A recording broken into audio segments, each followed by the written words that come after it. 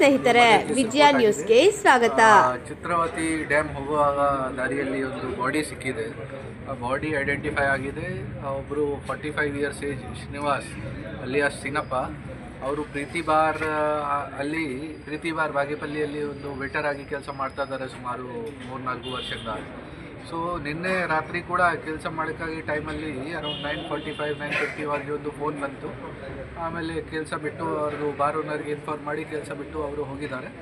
Around 10:15 10:20 ಅವ್ರದ್ದು phone of ಆಗಿದೆ. ಈ ಥರ ನಮ್ಮದು ಪ್ರೈಮರಿ ಇನ್ಫಾರ್ಮೇಷನ್ ಇದೆ. ಸೊ ಆ ವಿಚಾರ ನಾವು ಎಲ್ಲ ಅವರಿಗೆ ಹೆಡ್ ಇಂಜರೀಸ್ ಇದೆ. ಹೆಡ್ ಇಂಜರಿ ಕಾರಣ ಬಗ್ಗೆ, ಬ್ಲಡ್ ಲಾಸ್ ಕಾರಣ ಬಗ್ಗೆ ಅವ್ರದ್ದು ಡೆತ್ ಆಗಿದೆ. ಎವಿಡೆನ್ಸಸ್ ಬಗ್ಗೆ ಕೂಡ ನಾವು ಸೀನ್ ಆಫ್ ಕ್ರೈಮ್ ಆಫೀಸರ್ಗೆ ಕರ್ಕೊಂಡು ಹೋಗಿ ಎಲ್ಲ ಕಲೆಕ್ಟ್ ಮಾಡಿದ್ದೀವಿ. ಬೇಗ ಪತ್ತೆ ಮಾಡ್ತೀವಿ ಯಾರು ಈ ಥರ ಇನ್ಸಿಡೆಂಟ್ ಮಾಡಿದರೆ, ಏನು ಮೋಟಿವ್ ಇದೆ ಬೇಗ ಪತ್ತೆ ಮಾಡಿ ಅರೆಸ್ಟ್ ಮಾಡ್ತೀವಿ.